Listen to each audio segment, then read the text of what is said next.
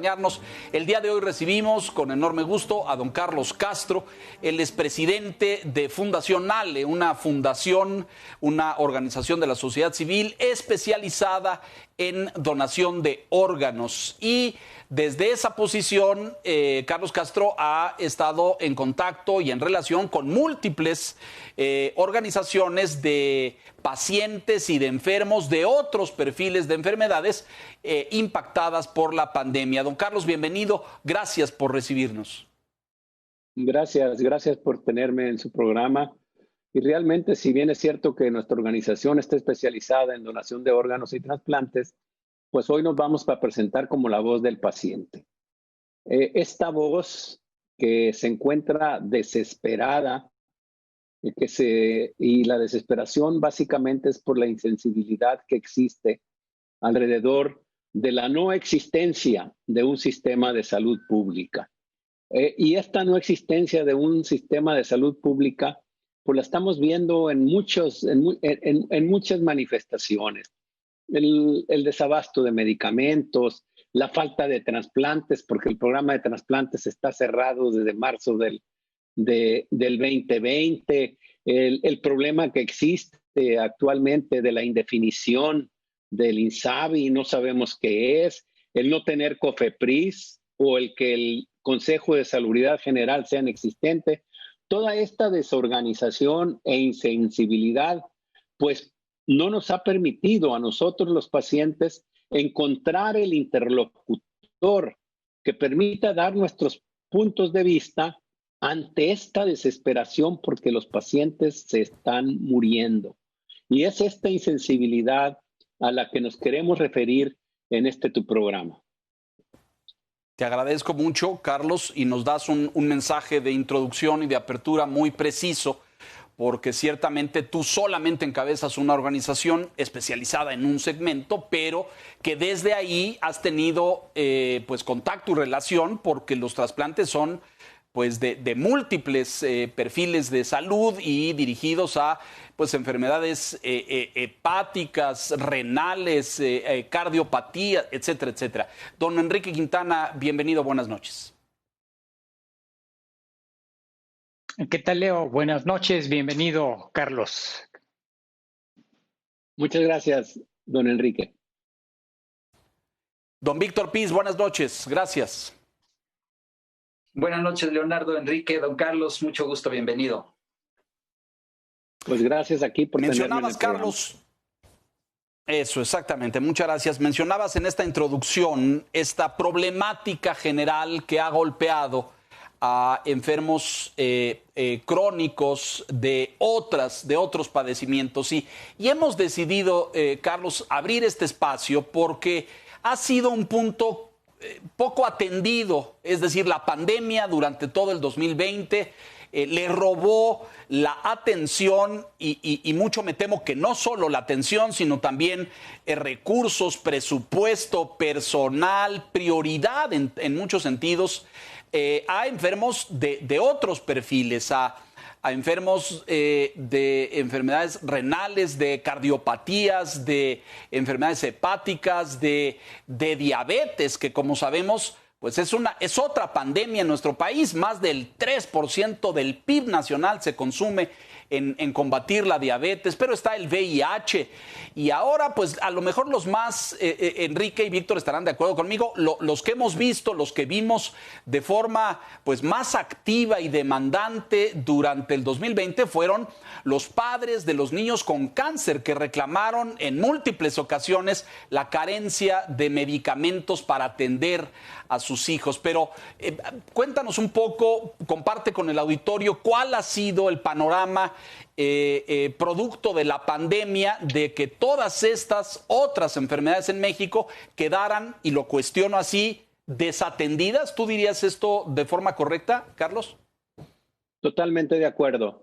Pero antes de darte cifras específicas de lo que ha originado la pandemia a las otras enfermedades, yo quisiera poner en contexto realmente el 2019, porque fue el año en donde realmente empezó la destrucción del sistema de salud.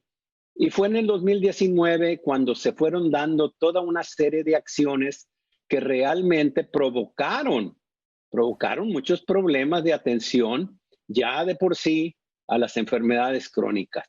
Y el más relevante de todos fue la destrucción del Seguro Popular. Y voy a darles a ustedes unos datos ya que mencionaste a los pacientes de cáncer. El Seguro Popular tenía cobertura total a lo que es población abierta, a los que no tienen seguridad social, tenía cobertura total en cáncer de mama, tenía cobertura total en cáncer de ovario, tenía cobertura total en cáncer cervicouterino, cáncer de colon, testicular, próstata, cubría trasplantes de riñón de menores de 18 años. Todo esto se destruyó. Cuando eliminaron el fondo de gastos catastróficos, le dicen, ustedes ahora atiéndanse en el IMSS y en el ISSSTE, cuando ya de por sí el IMSS y el ISSSTE están saturados. Y fue cuando empezó este peregrinar de muchos de los pacientes a ver a dónde se atendían. Entonces, para mí fue muy relevante el que nomás destruyeran y crearan un Instituto Nacional de Salud para el Bienestar, el famoso INSABI, que hasta la fecha del día de hoy no tiene reglas de operación. Lo único que salieron fueron unos lineamientos para las compras de medicamentos. Es la única responsabilidad que actualmente está haciendo y están regresando a operar como estaban en el 2018. Es decir, esta ineficacia, esta ineficiencia es lo que originó muchos de los problemas que estamos viendo hoy en día producto de la pandemia. Muy bien, Carlos, un panorama importante y darnos el contexto del tiempo. Sí, adelante, perdón, te interrumpí. Y ahora con esto, pues también te voy a hacer otro señalamiento. Existe un organismo máximo en salud, que es el Consejo de Salubridad General, y sin embargo lo hicieron a un lado, es inexistente. Lo quisieron sacar cuando estaban todas las críticas del manejo de la pandemia, pero lo sacaron ahí por un instante y otra vez lo volvieron a hacer a un lado. Teníamos un regulador sanitario, la COFEPRIS, que era ejemplo en Latinoamérica. Es más, la COFEPRIS funcionaba como actualmente funciona la FDA para muchos países. Muchos países latinoamericanos aceptaban las aprobaciones que hacía nuestro regulador sanitario, terminaron con él y lo pusieron como una dirección de la Subsecretaría de Prevención. Entonces, también aquí viene un grandísimo problema porque ¿quién le garantiza a los pacientes la seguridad y la eficacia de los medicamentos? Y ponen al frente de la COFEPRIS a un pediatra de Mérida, Yucatán, que realmente no tiene experiencia en lo que es el contexto de la regulación sanitaria. Es muy importante la regulación sanitaria por todos los riesgos que implica muchos de los productos que se tienen que certificar.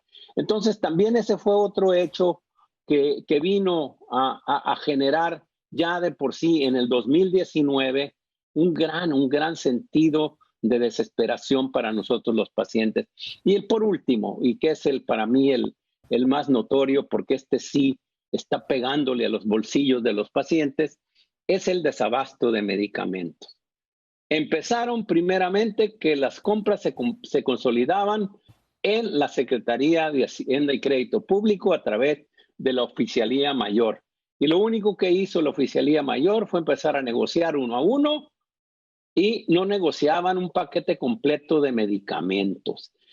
De repente la cambian a la actual, a la que era la oficial mayor, le dan otra responsabilidad y ya no tienen el mecanismo de compra y no saben qué hacer con la compra de medicamentos y empiezan una vez más con estos titubeos que terminan en qué? En serias acusaciones de corrupción de los distribuidores, de todo lo que ya sabemos, que sin embargo sí existía, y hay que decirlo con toda la palabra, sí existía corrupción, pero yo no he visto ningún caso formal de acusación de corrupción, sino que simple y sencillamente lo único que vemos es desprestigio y más desprestigio a una industria farmacéutica bien establecida, a un sistema de distribución que funcionaba con toda la logística que debe de tener, yo no he visto que se esté construyendo algo a eso. Y es este contexto el que te quiero dar. ¿Por qué? Porque empezamos el nuevo gobierno con muchas esperanzas. Nunca se le había dicho a los pacientes que íbamos a tener cobertura universal y medicamentos gratuitos para todos. Nunca se había hecho esta afirmación. Y se hizo otra afirmación que para nosotros fue muy importante, porque para poder lograr eso se necesitan recursos. El señor presidente dijo que él iba a aumentar el 1% del Producto Interno Bruto para gasto en salud. Sin embargo, la realidad que vimos en la autorización de los presupuestos es totalmente lo contrario. De 2005 al 19, el presupuesto creció en 19% en términos reales, pero sin embargo, los derechohabientes se incrementaron en un 42%. Aquí tú puedes ver una gran desproporción. El único que en el 20 tuvo incrementos de presupuesto en salud fue Pemex. A Pemex le aumentaron el 34.6% de presupuesto. Al IMSS le dieron una reducción del 1.8% y al ISSSTE una reducción del 1.5%. Y cuando lo analizamos, los montos totales per cápita de población, el INSABI bajó de 3,600 pesos per cápita del 19 a 2,600 pesos per cápita para el 20. El ISSSTE bajó de 4,800 pesos per cápita en salud a 4,665. Y el IMSS bajó de 4,653 a 4,616. Es decir, no solamente no se aumentó el 1% del PIB, sino que se bajó. Hubo recortes presupuestales para el gasto en salud. Y también hubo, y que fue muy notorio, hubo una gran eliminación de trabajadores de salud. Los despidieron. Aquí era el bajar el gasto a como diera lugar. Todos estos trabajadores de salud, pues los tuvieron que volver a recontratar cuando se vino la pandemia. Pero fue muy notorio que en aquel entonces no tenían sensibilidad ni siquiera para los trabajadores. Esto es lo que quiero decirte yo realmente en lo que se refiere a esto que fue la destrucción del sistema. Y concluyo, el Fondo de Gastos Catastróficos terminó con 100,000 millones de pesos. 100,000 millones de pesos. Le asignaron de esos 100,000 millones de pesos 40,000 millones de pesos al INSABI para su gasto operativo y los otros 60,000 millones de pesos, pues el Congreso le autorizó al presidente que pudiera hacer uso discrecional de él. Entonces todavía no sabemos qué tantos recursos hay para atender población abierta, los que no tienen seguridad social. Y esto es algo que verdaderamente nos preocupa, porque población abierta es la más vulnerable, es la que más requiere de servicios de salud. Grave panorama el que planteas, Carlos, muy preocupante. Don Enrique, por favor. A todos estos ingredientes que describes, Carlos, de cómo se ha desmantelado y golpeado el sistema de salud, se sumó uno en los últimos meses del 2020. Tú decías, a los pacientes se les ha golpeado en el bolsillo por la falta de abasto de medicamentos e insumos médicos. A veces los pacientes pues tenían que desembolsar de su cartera para comprar equipo para operaciones o para comprar medicamentos, pero resulta que cuando entra en vigor la presunta gratuidad universal, nos empezamos a enterar de hospitales y médicos del sistema público que dicen, ya no puedo aceptar que los pacientes hagan esto, porque si se llega a saber, me pueden incluso procesar penalmente. Dice, entonces estamos en una condición pues desesperada porque la salud pública no nos da las medicinas y los instrumentos. Pero ahora tampoco, salvo que nos brinquemos esta disposición oficial, se los podemos pedir a los familiares del paciente. Entonces estamos en el peor de los mundos. ¿Qué sabes tú a este respecto? Pues lo mismo que tú estás relatando con tal precisión. Es más, el día de hoy acabo de recibir un WhatsApp de uno de los pacientes que requiere trasplante de hígado. Nosotros lo referimos y lo apoyamos en el Instituto Nacional de Nutrición. Él tenía un cáncer en el hígado, tenían que mandarlo a remisión de ese cáncer para poderlo trasplantar. Y hoy en la mañana me manda y me dice: Carlos, te tengo una buena noticia y una mala noticia. ¿Por qué? Porque a la hora de que salí, porque ya me quitaron los tumores cancerosos de mi hígado y voy a iniciar mi protocolo de trasplante, pues me dijeron que no me iban a cobrar nada. Pero sin embargo, me hicieron firmar 2 pagarés. Entonces, sí existe la aparente gratuidad, pero sin embargo se están cuidando en salud las instituciones. ¿Por qué? Porque simple y sencillamente no saben cuál es el presupuesto que tienen. Y esto que tú mencionabas es muy grave. El aumento en gasto de bolsillo en el 2019 y principios del 20 ha sido de un 41% para el paciente. 41% ha aumentado el gasto de bolsillo únicamente para compra de medicamentos. Esto es gravísimo. Esto es gravísimo, que si nos están dando esperanzas de que vamos a tener medicinas gratuitas para todos, al que le están pegando ahorita en una economía como la que tenemos, en donde hay desempleo, hay baja de ingresos, les está pegando durísimo a los pacientes que hacen hasta cuestiones deshumanas. ¿Para qué? Para poder comprar los medicamentos. Esto no se vale. No se vale que continúen, además del sufrimiento, del dolor de tener a una persona enferma, crónica, que todavía le den la carga de tener que buscar por todos los medios posibles cómo poder comprar sus medicamentos.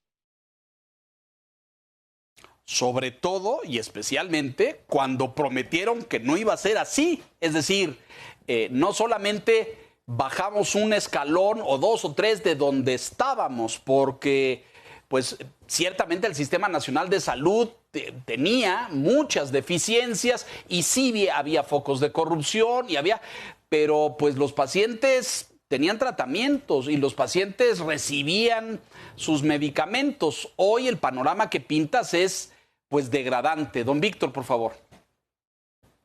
Sí, justo la reforma que dio vida al INSABI y que está cumpliendo 1 año en este enero, señala que el instituto tiene el objetivo de garantizar la prestación gratuita de los servicios de salud, ¿no?, para los mexicanos que no estén adscritos a un sistema formal de seguridad social. Y el plan para que los servicios de salud y la entrega de medicamentos sean gratuitos en todos los niveles estaba previsto para el mediano plazo. La pregunta que le quiero yo hacer a Carlos es: ¿qué tanto este plan y este objetivo, esta transición del Seguro Popular al INSABI, se vio todo esto interrumpido por la pandemia, o si esto es resultado de que el INSABI nació con múltiples defectos, entre ellos lo que ya se mencionaba, no reglas de operación, no manuales, no planeación para la implementación, en fin? Carlos. Pues el INSABI no ha nacido. El INSABI sigue siendo un elemento de propaganda del gobierno, porque el INSABI no ha nacido. La única responsabilidad que tiene ahorita es la de comprar medicamentos, de operar la mega licitación que se hizo con la UNOPS. Esa es la única función que realmente estamos viendo que tiene el INSABI, porque de ahí en adelante no sabemos. El presidente dice que él ya repartió el presupuesto de salud a todos los gobernadores y que ellos vean cómo le hacen. O sea que realmente enfermedades catastróficas no están siendo atendidos con recursos del INSABI. Entonces, por eso es que puedo hacer esta afirmación, que el INSABI todavía no existe. No existe y nadie sabe realmente cómo lo van a construir ojalá se nos permita participar en la construcción de un sistema de salud. ¿Por qué? Porque como pacientes podemos aportar muchísimo, aportar muchísimo. Y voy a hacer referencia a esto de los medicamentos y a la megalicitación. La megalicitación se le dio, y voy a hacer una afirmación que es mía, se le dio a un organismo totalmente burocrático, que son las Naciones Unidas.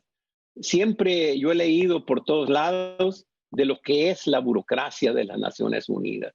Y quiero decirles que ya salieron finalmente las bases de licitación de esa megacompra y se les dio de plazo hasta el 18 de enero del 2020 para que presenten las propuestas los que van a participar en la licitación. Y sin embargo, ya hemos visto, y lo vimos a finales del 19, que la industria farmacéutica de innovación pues está señalando que no hay piso parejo y que inclusive se están violando los derechos de propiedad intelectual. Entonces, esto ya de por sí viene con retrasos en el abasto de este 21. ¿Por qué? Porque está diciendo la UNOPS que probablemente tenga los medicamentos para principios del mes de junio. Y les está diciendo a las instituciones de salud, pues sigan comprando a como Dios les dé entender las necesidades de medicamentos que ustedes vayan solicitando. Entonces, esto realmente, ¿qué nos dice? Pues es la ineficacia, la ineficiencia, el no tener sentido de cómo operar y operan con total improvisación, dan un paso para adelante, echan dos para atrás y realmente no existe una voz coherente, no existe una planeación dirigida en lo que va a ser la sustitución del seguro popular. ¿Por qué? Porque si bien es cierto, la pandemia sí vino a crear toda una serie de pacientes que están siendo olvidados, que son los pacientes de las enfermedades catastróficas. Tú mencionabas a los diabéticos, Leonardo. El año pasado se murieron 90,000 personas diabéticas. El año pasado se murieron 90,000 personas diabéticas. Muchos de ellos por falta de su insulina. Tenemos los mayores índices, de acuerdo a la Organización Mundial de Salud, de obesidad y de sobrepeso. Y la muy, muy triste distinción de que tenemos la mayor prevalencia de obesidad infantil. Esto es muy serio. Y sin embargo, la obesidad y la diabetes en el 2014 fueron decretadas como emergencia sanitaria. Y yo les pregunto a ustedes, ¿qué se ha hecho realmente para combatir la obesidad y la diabetes? Y sobre todo, si no toman en cuenta para nada los determinantes sociales que tenemos de nuestra población. Eso lo hace mucho, mucho, mucho más grave. También hay muchas otras enfermedades crónicas. Las enfermedades del corazón, las enfermedades renales, no eran enfermedades prioritarias hasta finales de los 90. No eran enfermedades prioritarias. Y sin embargo, hoy en día, pues ya son unas enfermedades realmente que son prioritarias. ¿Por qué? Porque las enfermedades de isquemia del corazón son la causa número 1 de muertes.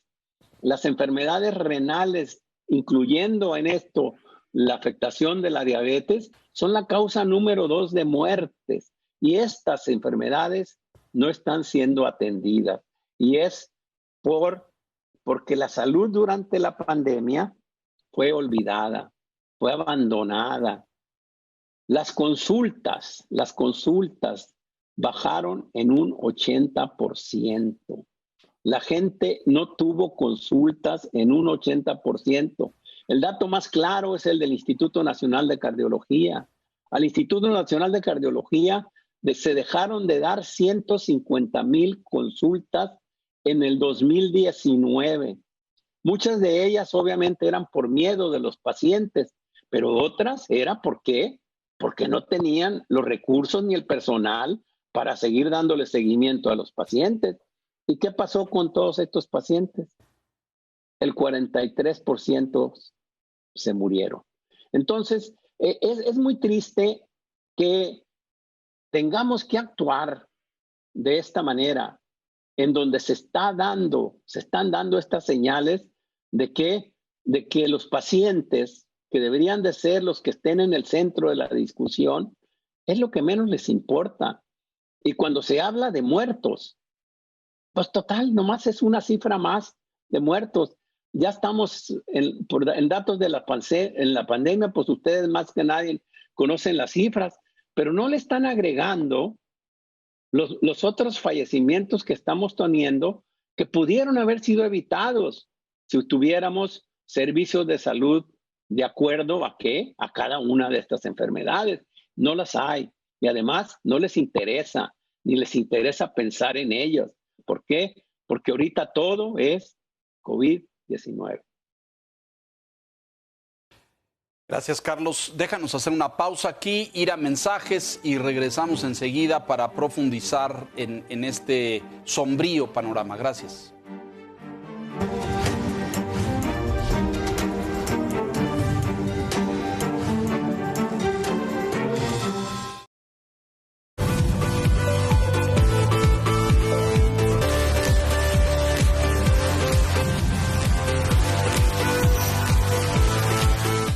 Ante la emergencia sanitaria del coronavirus, si usted presenta fiebre, tos seca, dolor de garganta, dificultad para respirar, diarrea, cansancio o dolor muscular,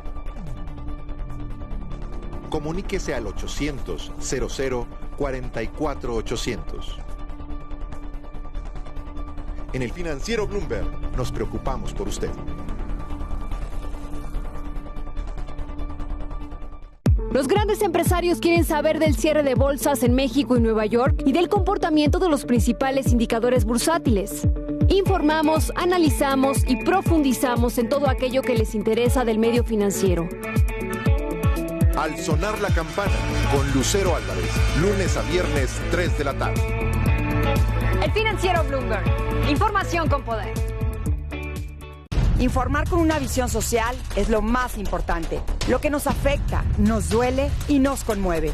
Conmigo encontrarás la información más importante y habrá siempre un espacio para que tu voz sea escuchada. A las 20, con Sofía Villalobos, de lunes a viernes, 8 de la noche. El Financiero Bloomberg. Información con poder. El video de El ratero de la combi, donde se ve un robo en transporte público frustrado por los pasajeros, se viralizó en redes sociales con miles de memes, cumbias y hasta una piñata. Pero, ¿qué más podemos decir sobre este tema? Primero, la delincuencia aumentó en el Estado de México y la Ciudad de México en el mes de junio, pues se registraron 39.220 presuntos delitos. Esto es 16% más que en el mes anterior. De estos, el 40% son robos a casa-habitación, a transporte público, de autopartes, entre otros. En el Estado de México, lugar donde ocurre la historia de El ratero de la combi, se registraron 496 robos en transporte público, 2.7% más con respecto al mes de mayo. Y aunque no todas las historias de robos tienen estos finales, es un hecho que ocurren todos los días a los mexicanos. Pero si tomamos en cuenta la cifra negra, es decir, los delitos que no son denunciados ante la autoridad, la situación es peor, pues solo se conoce el 9.1% de los delitos en el país. Volviendo a la historia, si el artículo 17 de la Constitución dice que nadie puede hacer justicia por su propia mano, ¿por qué las manos y los pies de los pasajeros cayeron sobre el asaltante? Al parecer, es culpa de las autoridades ministeriales y la poca confianza que las personas tienen en ellas. Así es, la razón más grande por la cual las personas no denuncian es por causas atribuibles a la autoridad. En redes hubo quienes manifestaron que la reacción de golpear al asaltante no es justificable. Sin embargo, para otros es comprensible, dado que la población considera que la seguridad pública es el principal problema del país, según la encuesta nacional del Financiero. No sabemos hasta dónde llegará el ratero de la combi, pero es posible que historias similares sigan ocurriendo hasta que las autoridades apliquen medidas más serias contra el crimen.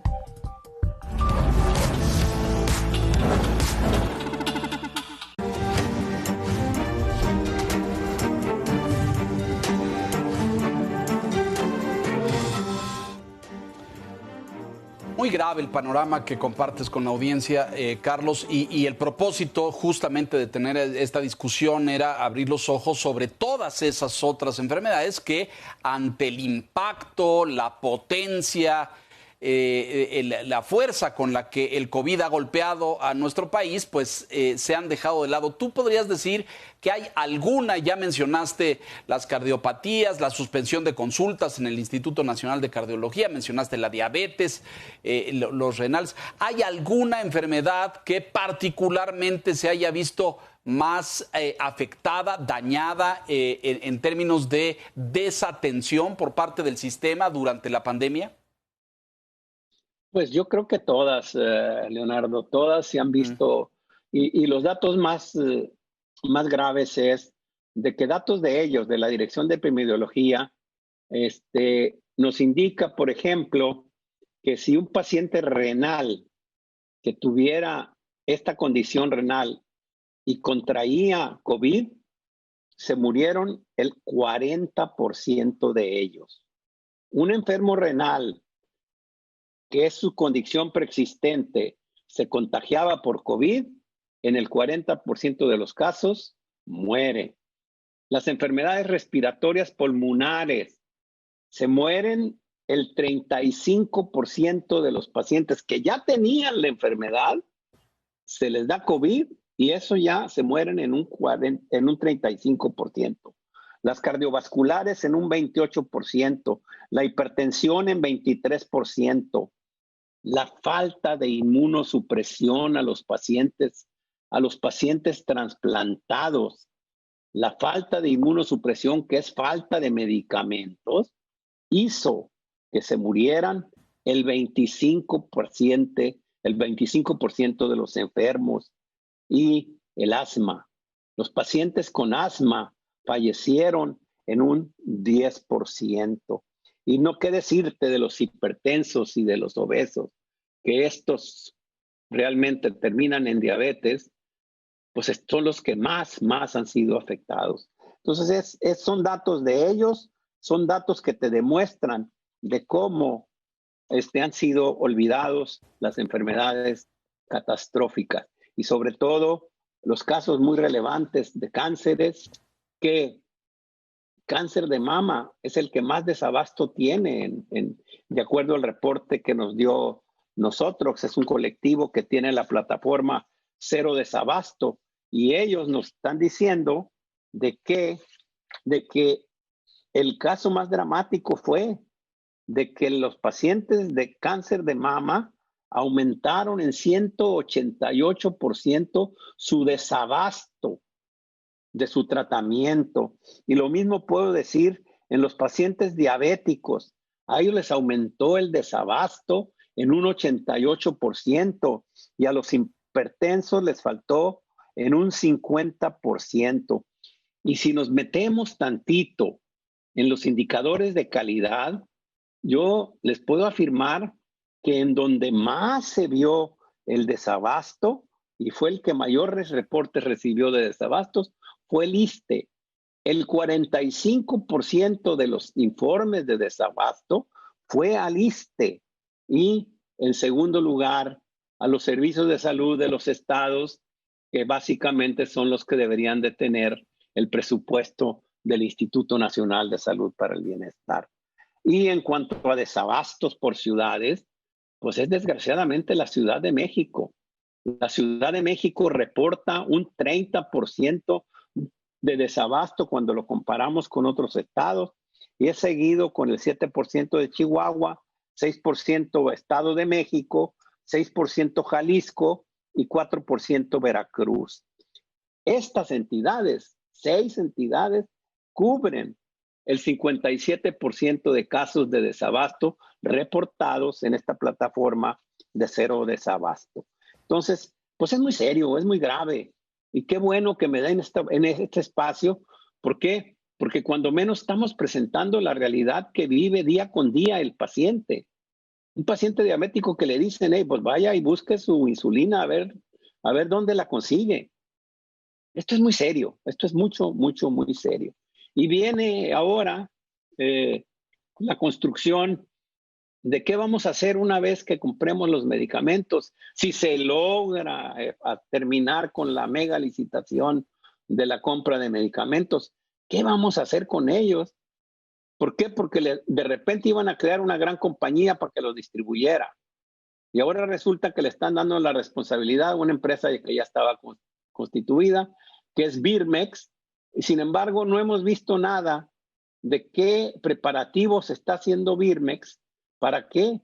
Para establecer un sistema de distribución de medicamentos para todas estas enfermedades y para todas estas entidades, pues que las van a estar requiriendo. Y aquí lo triste es, independientemente de la corrupción, teníamos un gran sistema distributivo. Teníamos un gran sistema distributivo eficiente, tenía sistema de refrigeración, tenía todos los mecanismos para continuar distribuyendo los medicamentos que se hacían de una manera eficiente. Sin embargo, le quitaron la licitación de medicamentos al IMSS y el IMSS había demostrado que era muy bueno para comprar. En el año del 17, las compras consolidadas del IMSS implicaron un ahorro de 2.400 millones de pesos. Sin embargo, de la noche a la mañana se la quitan al IMSS, que ya tenía experiencia, y se la dan al INSABI, que ni siquiera sabemos qué es. Y lo único que hizo el INSABI fue darle la responsabilidad a las Naciones Unidas o a la UNOPS. Esto realmente, ¿qué nos indica? Pues nos indica total inexperiencia y desorganización y falta de sensibilidad en que el paciente, a ver, ¿dónde va a depositar sus esperanzas? Las esperanzas las tienen que depositar ¿en qué? Pues en su familia. Ayúdame, sé solidario conmigo, resuelve nuestros problemas. Yo te puedo señalar, nosotros pagamos trasplantes a pacientes que no tengan seguridad social. Esa es una de las actividades que hacemos en nuestra fundación. En el mes de marzo, antes del mes de marzo, ya teníamos listados a 18 pacientes que habían terminado su protocolo de trasplante. De esos 18%, de esos 18 pacientes que teníamos listados, que nosotros les íbamos a proporcionar el recurso financiero, ya se nos murieron 10. Ya se nos murieron 10 pacientes. Y el dolor de las familias, ¿quién lo va a sanar? Nosotros le estuvimos ayudando a muchos pacientes en sus hemodiálisis para que se estabilizaran y pudieran llegar a un trasplante. Cierran el programa de trasplante y ya de los nuestros, ya se nos murieron 10. Entonces, no se vale, porque pudieron haber dejado cuando menos a un 20% o a un 30% de su capacidad a hospitales para estar proporcionando servicios a estas enfermedades crónicas. Y en el caso muy particular, por el interés que tenemos, pues estar realizando trasplantes. Me decía el presidente del INCUCAI de Argentina, ¿cómo es posible que México haya cerrado de una manera absoluta su programa de trasplantes? Esto tampoco se vale. Enrique, por favor. Justamente a este respecto, Carlos, ¿cómo se le está haciendo en otros países, sean de América Latina o desarrollados, Estados Unidos, Europa, para mantener los trasplantes aún en medio de esta circunstancia de emergencia que desató la pandemia? ¿Qué mecanismos están usando y por qué en México no se pueden usar? En México no se puede usar por una simple y sencilla razón. no les gusta hacer pruebas. En todos los países que permanecieron abiertos sus programas de trasplante, le agregaron una prueba más al protocolo. Y la prueba era de que tanto donador como receptor tenían que hacerse una prueba de COVID-19. Sin embargo, cuando lo solicitamos para que lo incluyeran en el protocolo nuevo de trasplantes, para que se abrieran los trasplantes, pues la respuesta es negativa. Es decir, yo no entiendo tampoco esta insensibilidad a hacernos pruebas. Ahorita, en este momento, estamos solicitándole a la COFEPRIS que nos permita importar de manera urgente estos nuevos procedimientos de PCR. ¿Para qué? Para regalárselos a programas de trasplantes para que puedan hacerse estas pruebas de donador y de receptor que sean libres de COVID. Establecer mecanismos sanitarios en los hospitales es mucho más sencillo. Vean todos los procedimientos sanitarios que hay en los hospitales privados. Los hospitales privados lo tuvieron que establecer. ¿Por qué? Porque a ellos también se les fue para abajo la atención. A los hospitales privados de marzo a junio les bajó un 80% la atención. Sin embargo, ¿qué hicieron? Pues tomaron medidas urgentes para establecer protocolos de sanidad y para establecer programas que realmente le dieran esta sensación de seguridad al paciente. Sin embargo, en el caso de trasplantes era establecer mecanismos, protocolos de seguridad, haber establecido de una manera regional lo que hizo España. Regionalizó los centros de trasplantes. Si antes tenía 40, pues dijo, estos 10 van a estar centralizados en trasplantes. ¿Por qué? Porque voy a fortalecer las medidas que se requieren para dar seguridad al trasplante. Argentina hizo lo mismo. Estableció, en lugar de tener 16 centros de trasplantes, se bajó a 4. Entonces lograron seguir cuando menos trasplantando. Implicaba para México una cierta incomodidad para el paciente el tener que trasladarle. Pero si ya están haciendo otros sacrificios los pacientes, este sería el más mínimo de los esfuerzos. Entonces, contestando tu pregunta, se debió haber cambiado el protocolo de trasplante para hacerles la prueba tanto de donador como receptor de que fueran libres de COVID-19. Víctor Piz, por favor. Sí, sobre el mismo tema, Carlos, y es que la salud se olvidó, como decías, durante la pandemia, diremos, la salud que no tiene que ver con COVID. ¿Qué expectativas hay entonces para que se implemente un plan de reactivación en el caso de los trasplantes de órganos? Porque la verdad es que sí es grave el tema.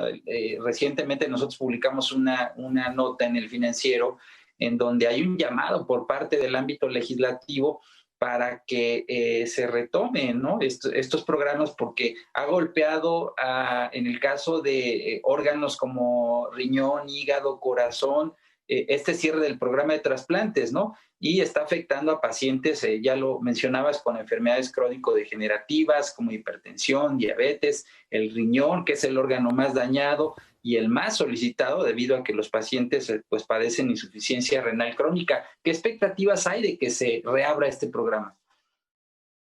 Las expectativas realmente ya empezaron a darse, cuando menos a principios del mes de octubre ya se empezaron a autorizar programas de trasplante privados. ¿Nosotros qué hicimos? Pues empezamos a referir a nuestros pacientes a estos hospitales privados, que son muy pocos. Ahorita nomás se han reactivado 4 programas de trasplantes privados. Entonces, ya se empezó cuando menos a tener la esperanza de trasplantar en estos centros privados. Pero estos centros privados, pues cuestan dinero. Entonces, yo lo que creo es, por ejemplo, que deberían, si Guanajuato es el que tiene las mayores tasas de donación cadavérica y tiene un centro regional por excelencia, que es el Hospital de Alta Especialidad, pues a mí me gustaría que lo hicieran ya ahorita, que le quitaran todo lo que fuera COVID-19 y lo hicieran un programa dedicado a trasplantes.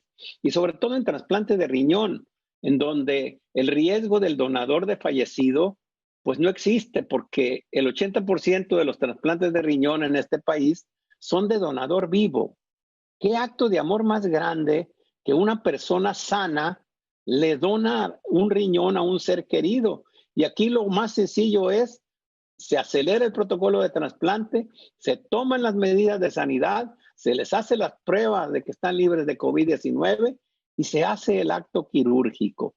Realmente esto todavía, en lo que se refiere al sector público, los centros de trasplantes de excelencia del sector público, todavía no lo vemos en perspectiva, y ojalá que este espacio que ustedes me están dando y que les agradezco mucho, lo lleguen a escuchar. ¿Por qué? Porque yo estoy hablando no como un académico ni como un experto. Yo estoy hablando como un paciente, estoy hablando de este paciente que requiere trasplante de hígado, nutrición, de los pacientes que requieren trasplante de riñón, de los pacientes que requieren trasplante de corazón. Ellos o se trasplantan o se van a morir. Si ya de por sí el 80% se mueren de los 165,000 pacientes renales que están en etapa final, en etapa terminal, que requieren tratamiento sustitutivo, se muere la mitad de ellos. 80,000 pacientes se mueren. La lista de espera está creciendo en un orden del 18% anual. Y sin embargo, hacemos trasplantes que crecen al orden del 3% anual. Y pues las cifras del 20 pues van a ser muy dramáticas. ¿Por qué?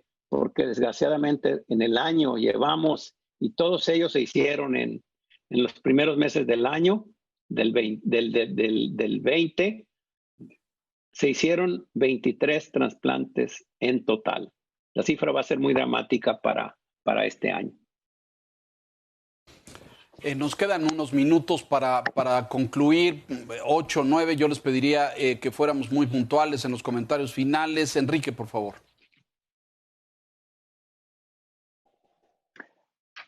Carlos, si nos salimos un poquito del cuadro de la pandemia, quisiera preguntarte, ¿qué tanto ha avanzado en México la cultura de la donación?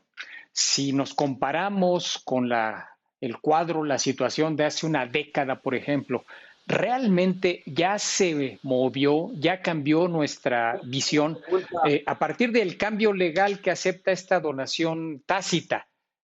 ¿Realmente hay un cambio en esa percepción de la gente respecto a la necesidad de la donación? Enrique, ¿me puedes repetir la pregunta? No te la escuché. Sí, claro. Es decir, si ya hay un cambio en la cultura de la donación de órganos por parte de la población mexicana a partir del cambio de ley que se dio hace varios años, Carlos. Pues el cambio de cultura lo existe, pero el problema ya no es de cultura, Enrique. El problema ya no es si tú o no quieres donar un órgano. El problema es, una vez más, es falta de infraestructura material y humana. Si bien es cierto que tenemos grandes médicos, trasplantólogos, cirujanos, nefrólogos, cardiólogos, pues lo que le requieren ellos es la infraestructura material para hacerlo. No tenemos esta infraestructura material para ello.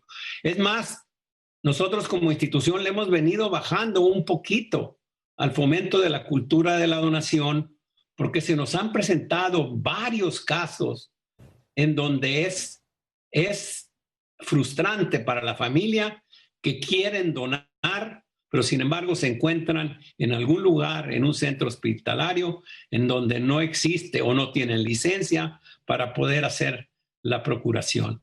Y aquí sí reclama una reforma profunda. Necesitamos tener un organismo rector de trasplantes. Actualmente el Centro Nacional de Trasplantes es una dirección del centro, el que coordina a los hospitales de alta especialidad. Es una dirección de ahí. cuando debería de haber un organismo rector para todas las instituciones y que aquí verdaderamente se hiciera un gran esfuerzo de unificar el programa de trasplantes, de unificar el programa de donación. ¿Por qué? Porque actualmente como estamos, cada institución se maneja de acuerdo a sus propias reglas de operación.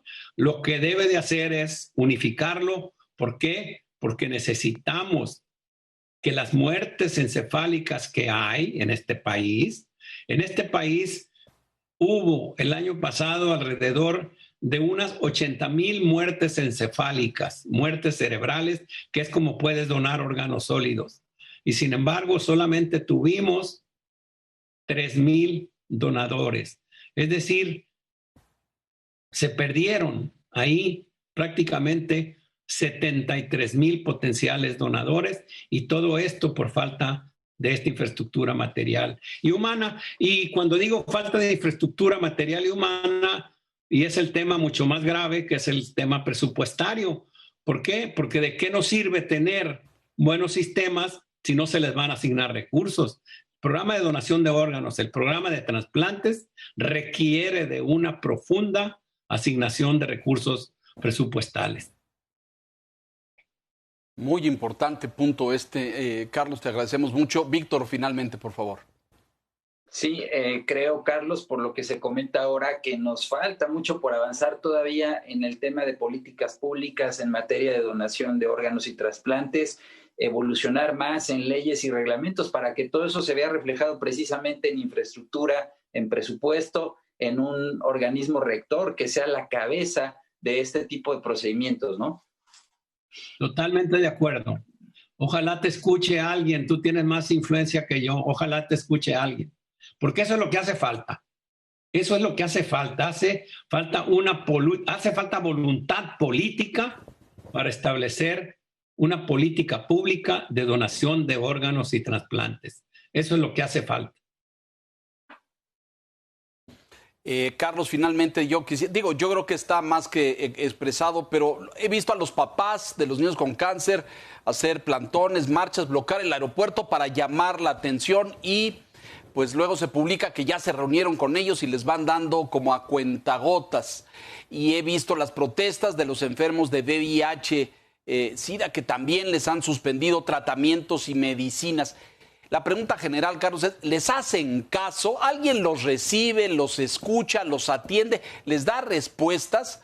¿O ni siquiera se da esta actitud sensible por parte de la autoridad? No existe ningún interlocutor, Leonardo, no existe ningún interlocutor. Lo que existen realmente es no te recibo. No, nosotros hemos hasta publicado en la prensa nacional desplegados solicitando atención para los pacientes.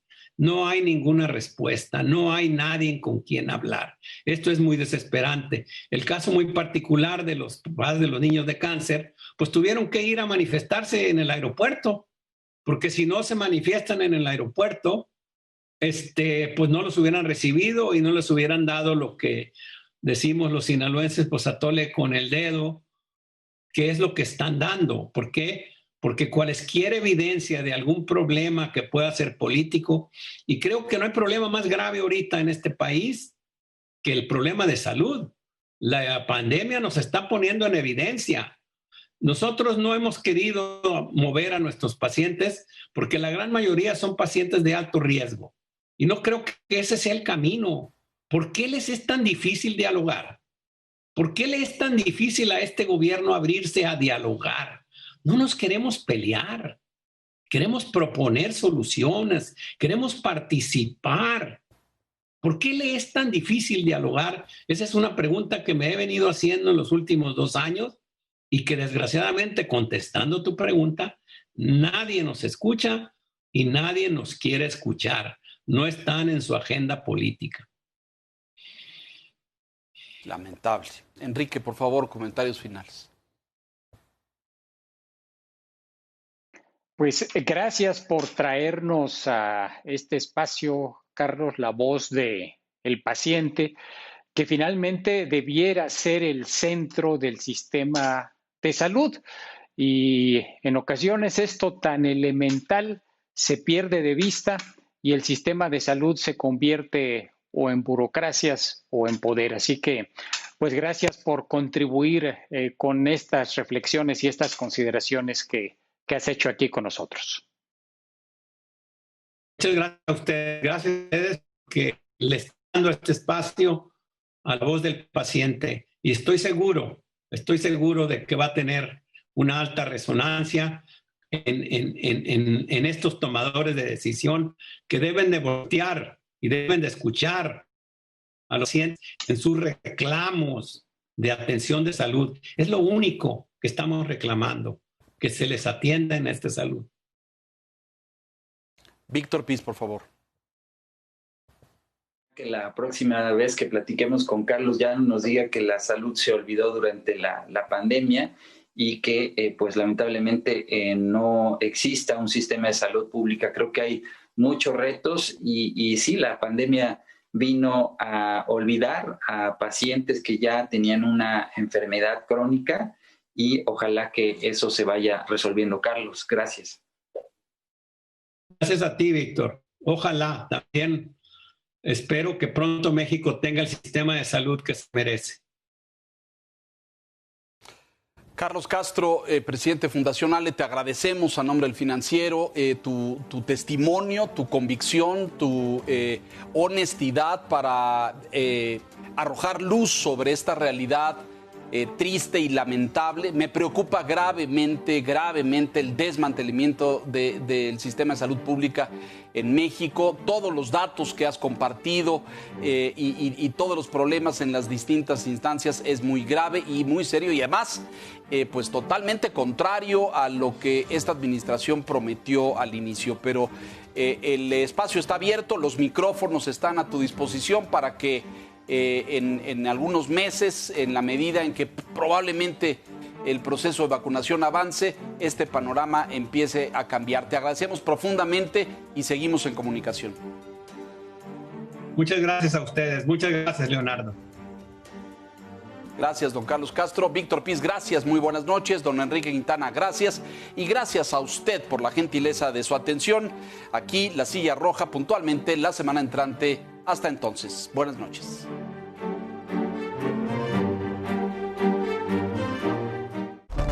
Para prevenir el contagio del COVID-19, siga las siguientes recomendaciones. Use cubrebocas. Lave sus manos frecuentemente. Use el estornudo de etiqueta. Evite tocar cara y nariz. Mantenga una distancia